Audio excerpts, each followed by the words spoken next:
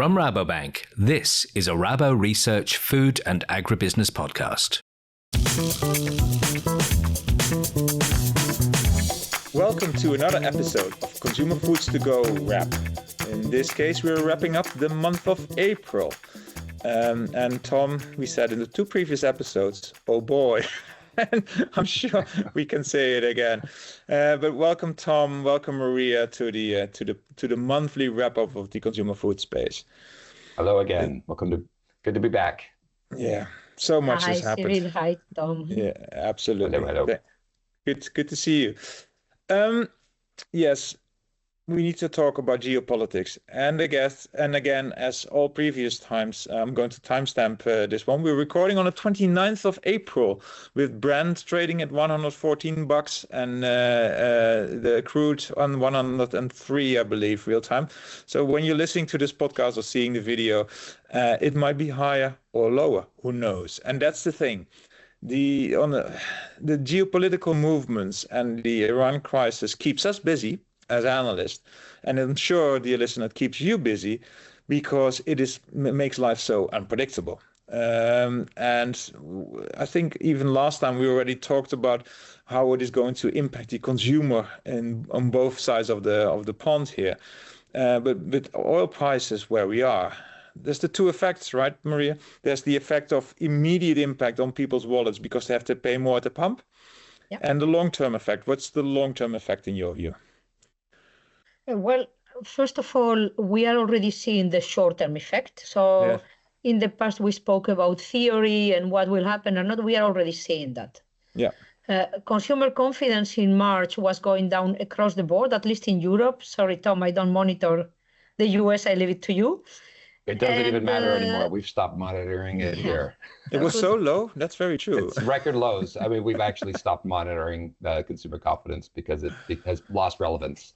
Well, here it seems to have still some relevance, and I wish it didn't, because today I was looking at the last release of April numbers in the UK. They correspond, to give you an idea, to the survey that has done among consumers in the first 2 weeks of April. It was already down in March. In April, it's so much down, we are back at the level of 2023 when inflation was exploding. So that's where the consumer confidence is getting to. And I know, Tom, we spoke about that in the US. Confidence says something, consumers do whatever. It has lost any correlation. I'm afraid here we may not be there yet. We may eventually get there, but right now not. And we are already starting to have the first feedback about what has happened during the Easter holiday, which is sort of across the board a long weekend, and more than that in many countries in Europe. And it has been a very mixed bag because the south of Europe has been flat or even slightly up because of people shifting their holidays, looking for sunshine from, let's say, the Middle East or some places like Tunisia or Egypt that maybe have felt like more dangerous, to Spain, for example. But in France, the numbers have been pretty bad. They are more exposed also to flying long-haul holiday makers that go to Paris. So we started to see the first downside. I started to talk about consumer sentiment, about things that are not food like holidays, but it relates to food as well, because 74% to be exact, of the survey respondents in food services said that their traffic was lower than last year in France. So this is the immediate effect, right, Maria? This is the immediate effect. And then exactly. So the question was long term, but we only... Well, long term, Cyril, is more of the same unless things change rapidly. Yeah. But going back to what we always said and we used to say and we saw happening back in 23, the prices of food. Yes, that's it. Will just react with a delay. So now we have seen, of course, the fuel. We are seeing also household energy costs, but thanks God it's warm over here. Yep. And then towards the end of the year, we will see food prices going up at the latest towards the end of the year. Yeah. And just to give you an idea, we have just released a note together with Sebastian, and you also co-sign it, Cyril. But and the Dutch team has made a very detailed econometric analysis on what happened or what may happen in the Netherlands to food prices, given our scenario for energy prices. And they point to food inflation of somewhere between 5 and 10% for the end of the year, full blow in 2027. I think that's a really important number. Also taking into account that wages are unlikely to increase by much. So the gap, that gap is a challenge. With luck, sorry, let me finish and I go to you, Tom. With luck, we will be in the same situation we were back in 2023, that wages may follow with a delay. Yes. And just to give you, going back to the comparison with 23 for Europe, just to give you a little bit more of a feel, that is less than the peak inflation year on year that we saw at the time, which peaked at 17-18% in the Eurozone. So, of course, 10% is less. Yes. But it's also worth noting that, for example, in the Netherlands, and it's very similar everywhere in Europe, if you strip out inflation and you see where volumes have been moving, yes, we had the adjustment of post-COVID that we were all just indulging in food at home because we couldn't do much else, etc., etc. But in 24, volume includes mix, so stripping out price impact, were still something like down 6%. Yeah. Compared to 19.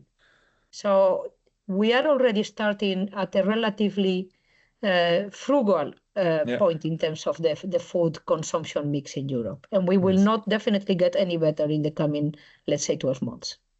Brilliant start to the podcast. It's all doom and gloom. So this is part of the menu section of things that we are noting. That's usually the menu section, the first section of the podcast. So it's geopolitics. It's that what you're saying. What else are you seeing, Maria, in Europe? If I tell you everything now, then I'm left with nothing for the other sections. Oh, well, and Tom wants to speak. Yeah.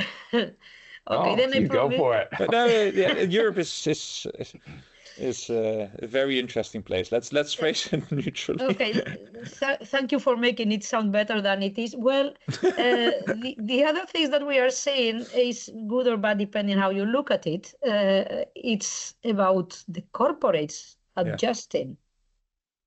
And of course, we've seen a lot of M&A with improving returns and improving margins as key driver. So focusing, shifting, eliminating underperforming units or business areas, and on the buying side, the ones that could boost and scale up and therefore dilute their costs with extra activity. We've seen a lot of that, and now what we are seeing already is news flow about cost cutting in terms of labor. So in the last few days, we have been reading either about sort of previous announcements that are actually getting now clear shape. For example, Nestlé, reducing labor force in Germany by around 300 people. Also, of course, Heineken announced that on February. We've seen Simply Food, we've seen Ritter, we've seen Galler, all these, just on the top of my head, companies that have announced along the month of April specific plans with labor redundancies, labor cost reductions. And an interesting... go ahead. No, interesting one, Aldi Süd. Yes. Very interesting one, and then I pass the parcel to you to speak about something else. They will reduce labor force by over 1,000 employees at their headquarters. And a big part of that will relate to their IT department. A department that they had beefed up and given more, let's say, entity only back in 2024. So in less than 2 years, let's say 18 months, the company is going from full power to the right to put in the brake completely. And it would be great to understand why, and perhaps we'll find out whether that is cost driven, whether that's AI driven, who knows. But the point you're making on labor is an interesting one, and that is that in Europe we are seeing unemployment gradually rising. The labor market is much more flexible. It is easier to find people for businesses, which also means to me that wages might not increase as much as perhaps in the previous inflation cycle, with that gap even widening further. So concern, only concerns. Good news, Tom? Anything good from the US? Tell me. No? Well, there, I mean, well, I mean, if you look at the headlines, I think there's a lot of optimism the second we hear about a ceasefire, and markets seem to overreact to the ceasefires. The bad news is they're underestimating to just the duration of this whole thing and how persistent it is and what's coming. So it seems like there's kind of like short-term optimism and hope, but there's like a kicking of the can of what's really going on in European food price inflation report. It's kind of a bit of a reality check, and we're doing the same thing in the U.S. right now. So I guess, I mean, to try to answer your question, short term, there seems to be a little bit of optimism because of the ceasefire and the hope. But when you think about what the water that's already gone under the bridge, it still hasn't been. It's coming down the pike as far as food inflation for us, regardless. Yes. So it's in this market, you know, everything is kind of like bifurcating. That's what I was making that gesture. But it's just, you can talk about the good, but there's challenges. So let's talk about food service, because I did a review on kind of the first quarter results and all the, you know, going through all the transcripts and then traffic data and so on. And I mean, food service has been flat in the first quarter, which is relatively good considering the challenges that are at play here. But if you actually dig deeper, again, that polarization kind of becomes evident because you have those that are growing. You see some positive traffic from McDonald's, Starbucks, Chick-fil-A, Dutch Bros, still seeing decent traffic. I mean, Dutch Bros foot traffic was up 12% in Q1. But there's those that are kind of like struggling. And you see Jack in the Box, KFC, and a number of other brands, Dunkin', Popeyes, having seen a little bit of a pullback in some of that traffic. So there's clearly that split that you hear just so much about. It's not just the consumer splitting, but it's also a kind of a sorting of performance. And I guess that's the theme for 2026 looking forward for food service, at least. And I think you'll see it across food in general, but it's a year of sorting, not a year of necessarily significant growth. I think it would be great news if we see any, given the inflationary pressures that are still to hit the consumer, of course. We talked about consumer confidence. It's a ways. Exactly. But it is towards the end of the year that things might get expensive. I think there's a complete underestimation of what's coming with food inflation in general. Maria, sorry. No, just a comment related, because I wanted to add some optimism. Sorry, otherwise people will switch off. Because you were mentioning the results, and it was interesting to see that Starbucks has seen an improvement in traffic by just going on reverse mode. For years and years, they had moved towards being efficient, just about churning people as fast as possible. And now they are just going back to try to recover a little bit of what they used to be. So more sitting places, better quality service, given a bit more of the experience to the consumer. And that has worked. So again, it's not only about price. Consumer also wants to have a little bit of positivity. And if they can, those that can provide that and improve that are also doing relatively better.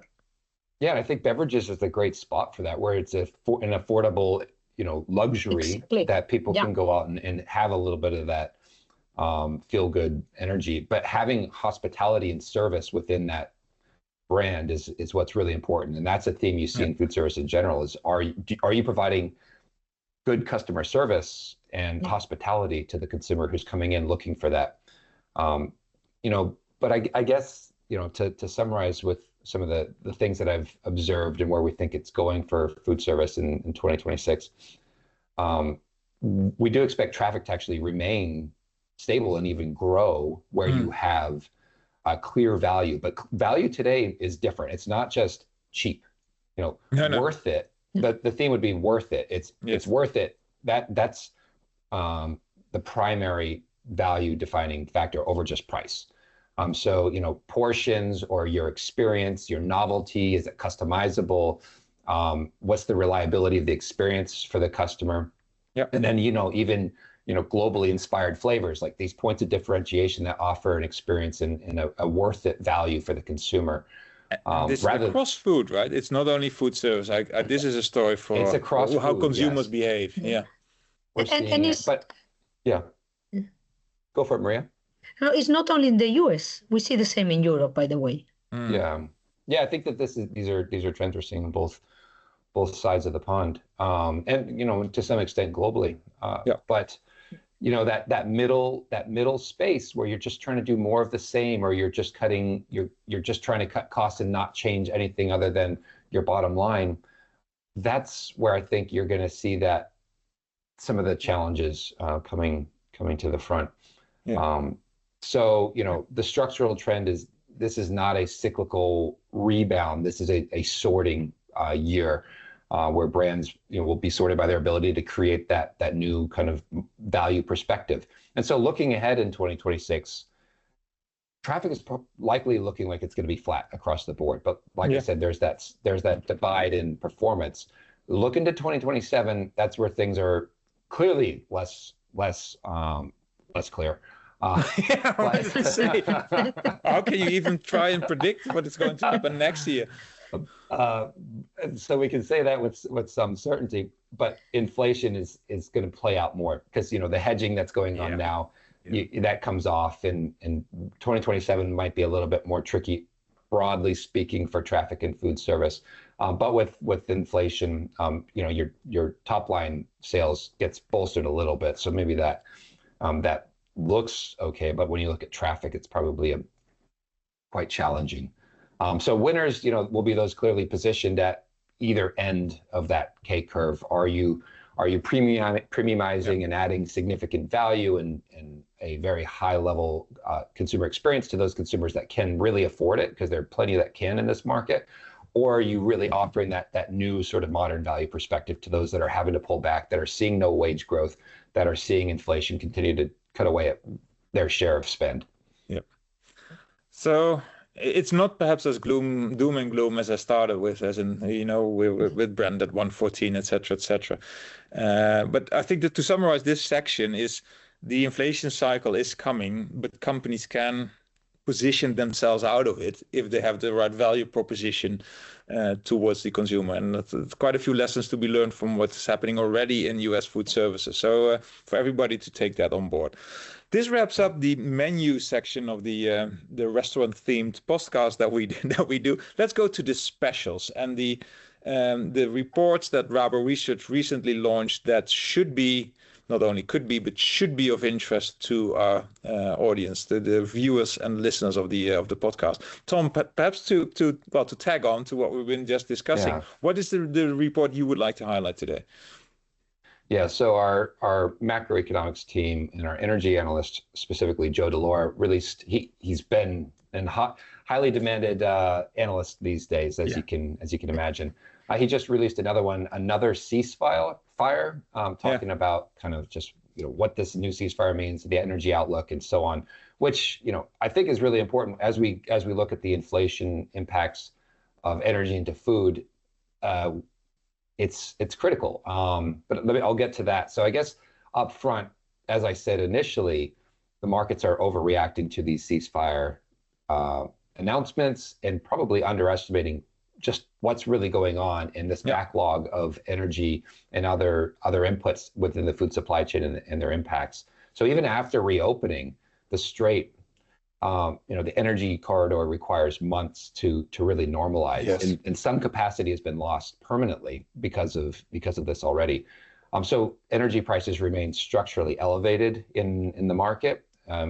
So LNG, for example, the impacts there are understated because the physical damage to the various ports and regions of processing, and the pricing relief to date really reflects demand destruction rather than a recovery in supply. So I think that there's that part of it. But so I guess energy is the impacts to energy are being understated, but even more so are the flow-on effects to food specifically. And what we're looking at in this report that I'm working on now in the U.S.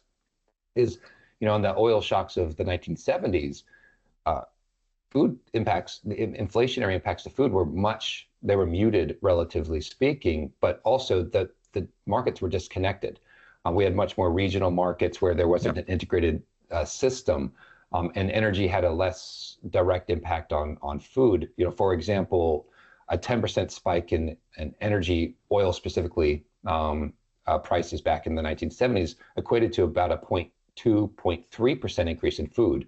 Whereas today, a 10% spike in oil prices is closer to a 1 or 2% increase in food inflation. So there's been that uptick, and it's really, when you look at diesel, it's the fastest channel into the food inflation specifically. It underpins trucking, farming, refrigeration, and most foods in the U.S. move by truck, but also natural gas. You move up even further up the supply chain. Natural gas in terms of nitrogen as a fertilizer depends heavily on food production. So we're adding less fertilizer to our own family farm this year. Our yields will be impacted as a result of that. So that's coming down the pike, as I said earlier. So from farm inputs through to trucking, refrigeration, storage, and so on.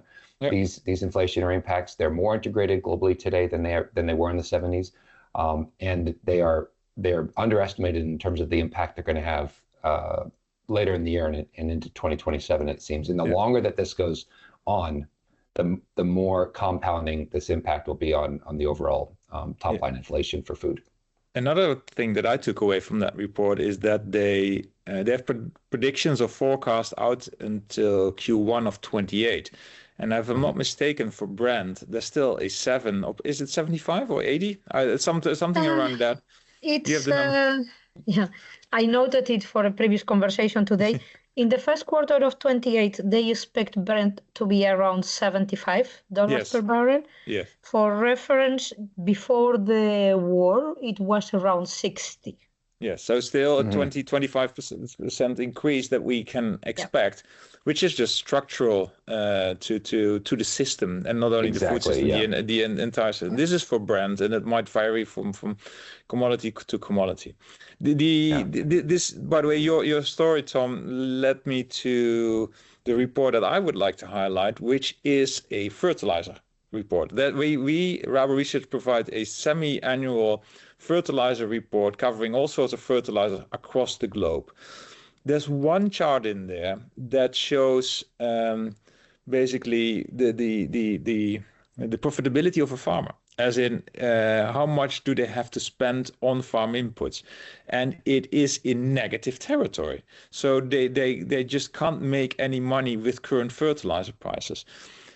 In the northern hemisphere for wheat, etc., of course, fertilizers have been applied already, so some may have to be applied furthermore. But the impact might be limited, and also the soil quality is that good that we might actually be able to do a year without fertilizer. But for the southern hemisphere, the impact might be much bigger, where planting season might start, and then the fertilizers are very expensive, so the farmer may not have a margin. And there is already talk, and that's from another report that we did, that in Australia, for example, the acreage might decrease for wheat, might decrease by 10%, because the farmers just can't afford to apply fertilizer and rather than just not grow. And that's irrespective of the yield issues that you might see. So what has continued to surprise me is that the wheat futures haven't moved. They're currently moving in the US and other commodities as well. They're currently moving a bit in the US, but that has to do with local droughts. Especially, there's need for rain, really. But that is this season. But even the futures for the next year, they haven't priced in the effect of the fertilizer or the lower yields or the lower acreages. So I might be very wrong in expecting that those might go up. I don't know, but it was something that fascinates me, as in why are commodity markets not moving in tandem almost with the oil price? And there may be very rational explanations for it, or the market for wheat is expecting the straits to open at one point, as in perhaps not in the next 4 weeks, but at least within the next 5 months, so that the fertilizers stream gets going again. But I'm not sure. Tom, go ahead. I just think the markets are so used to all this noise and chaos that they kind of wait for more action to price in what's going on and more certainty, because it's just, there's been since, I mean, it started kind of in 2016, but we've just seen the snowballing of volatility and shocks to the system since then, and then compounding in 2020 and so on. It seems like the market's just it's tolerating a lot of shock at the moment, and it waits to the last minute to price it in. Maria, you wanted to add something? Yeah, just a couple of thoughts. Knowing that agriculture is not my field of expertise, I understood from it's a podcast. Colleagues, we can say whatever we like. No. Go ahead. Let's focus on food and agri. Yeah. I understood from our colleagues that there is some oversupply right now. Yes, correct. So that is one of the reasons also why that can mitigate the impact of high fertilizer cost on the consumer, because basically the farmers cannot pass it through because there is oversupply. Just to the point that in some products that I heard, potato growers nowadays have to pay to get rid of the potatoes. Yeah. So there can be, to me, that seems that today's oversupply is acting as a mitigating factor also in the pricing of the futures, not being aware that commodities being commodities, today's oversupply plus expensive fertilizers will result on a much lower output. I don't know if it will be in 6 months or in 12 months, but at a certain point, this oversupply will be absorbed and you will have the other way around. And going back to our closest area, which is the consumer, what my concern there is that right now, 27, we will see food prices going up because of energy. Yes. But maybe in 28, we may see food prices going up because of commodities. Perhaps. And the interesting thing about food prices is when I was looking at all the charts about year-on-year growth for energy imports in Europe, fuel for your car, etc., they went up a lot, but consumer prices for energy-related costs also went into negative territory. Yeah. Food didn't. Nowhere. So inflation slowed down. We went from the peak of 18% on average for the European Union. We went to around 2%, at one moment 1%, and then a little bit up again, but it never went into negative territory. Yes. And that all piles up. Yeah, yes. So there's 3 reports mentioned in all of this, which is the energy report done by Joe Delora and Florent Schmidt. But there may be an update on that one, because yesterday, again, I timestamped this, but yesterday the UAE left OPEC. So who knows? Perhaps the outlook changes on that, because they might pump out more. Who knows? But that is an interesting report, and also the follow-ups that will come out soon, I'm sure, are worth reading. There is the semi-annual farm inputs outlook or fertilizer outlook, which I think is definitely worth to read, because it does incorporate all the challenges around fertilizer supply from the Strait of Hormuz. And then there's the inflation report that was already mentioned from a European point of view, and an upcoming report from a US point of view on what type of food inflation we might see. So this is a summary. Please go to knowledge.rabobank.com or approach us directly if you would like to have copies of any of those reports, of all 3 or 4 of them. We're very keen and happy to share them. Let's go to the last section, which is made to order, which are the questions that we are receiving from our clients. Maria, what is something that has come in conversations? And don't say inflation. Or will you say it is inflation? No. Yes and no, because they don't ask directly about inflation, but the conversations are going around what can we expect in terms of demand? What's going on with the consumer? What is going to be happening to our volumes? So yeah, the concerns are actually pretty much going on that direction. The impact that all this is going to have on demand. Yeah. Top line. That's it. Do we expect, by the way, out trading? And I think you hinted towards this, Maria, earlier in the podcast, because down trading is going from high-end food service to low-end food service, and then from food service to food retail, brands to private label. That's the usual pattern which we might get into the current scenario that we have. But people, is there a group of people that actually just can't afford eating as many calories and will trade out? Well, first of all, from out of home to at home, we saw a lot of out trading already in 23, 24. They haven't gone back. We may see a bit more because for the routine occasions, the retailers are getting better and better. So yeah, that can take routine occasions away from food service. Yeah, but that's from food service to food retail, but out of food retail. Within food retail, the interesting thing is that when I look at the official statistics, so it's very high level numbers, but we were already seeing in Europe that, let's say, volumes / mix, everything when you strip out prices, what is left, was going up. Yeah. So there was some kind of improvement along the months in 2025. That can definitely be avoided. That will stop. Yeah. Probably not yet, even less if this summer people cut down on holidays. The summer can be very weird in that sense because we are likely to see more what the British call staycation, which means that's staying put. It's coming back in your country, like they are at Corona times, indeed. So that means that, for example, volumes can be a bit better in the UK or even in Germany because people stay there. The south of Europe may benefit a bit from tourism rerouting from other regions. So the summer can be a bit confusing and hopefully perhaps a bit more positive than what we sound like here today. But in the second part, in the autumn and going into 2027, we may see a bit of this slight trading up that we had seen along 2025. Yeah. We also saw an increase in organic sales in Germany and France, for example, all this reverting again. So there is, and what is really a pity is because in the last events that we had gone to, be it Anuga or Alimentaria, sorry, that's the one, sorry.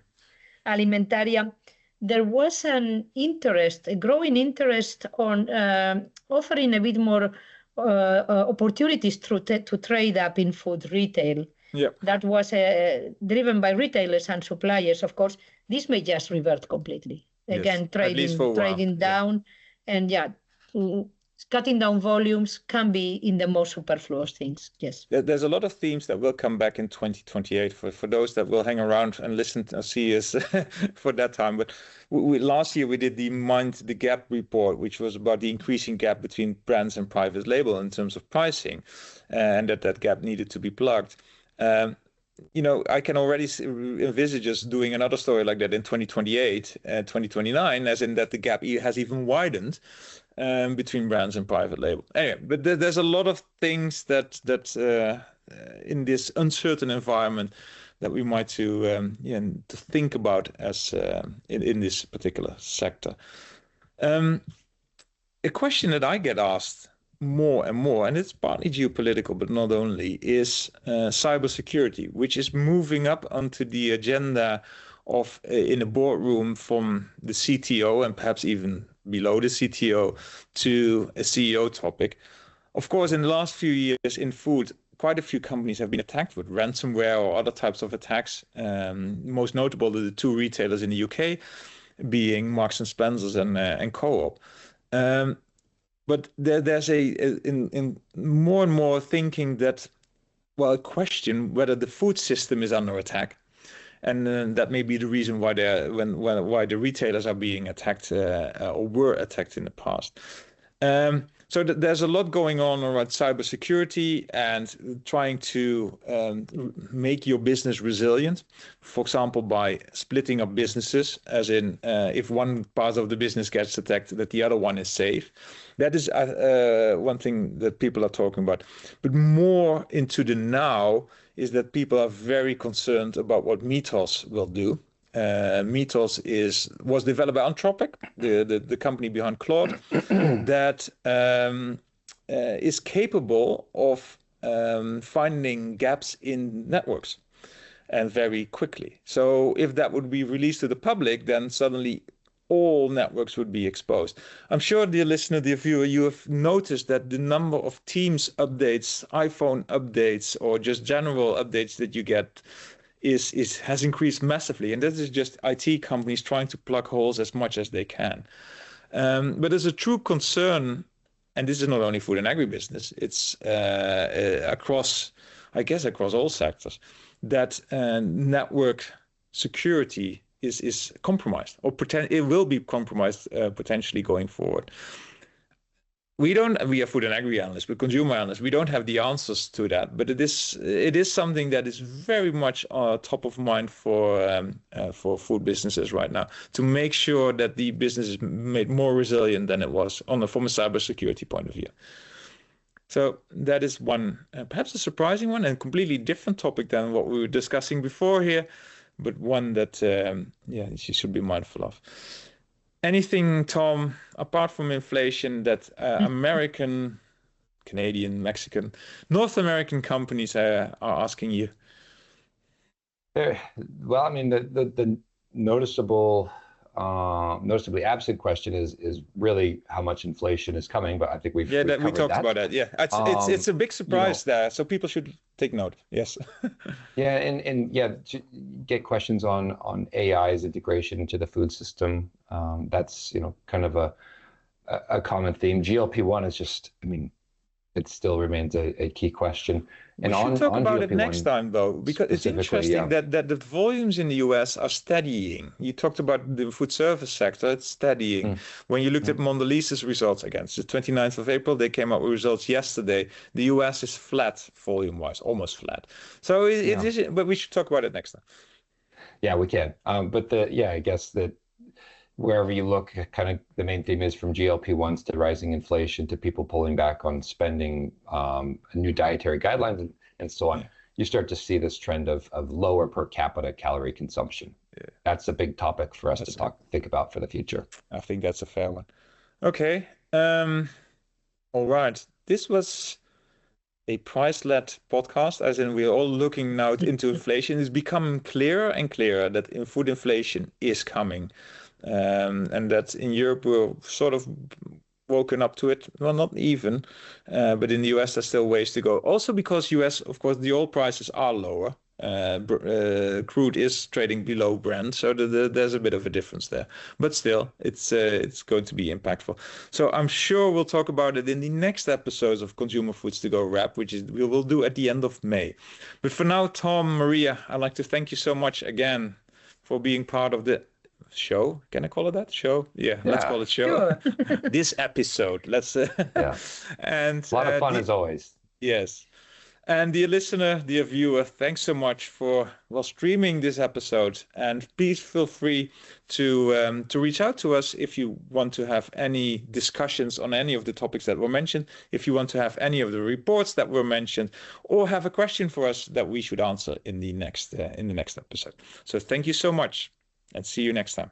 Thanks for listening to this latest Rabo Research Food and Agribusiness podcast. To hear more up-to-the-minute expert analysis, search for Rabobank on your favorite podcast app and follow our channels. Visit research.rabobank.com for more.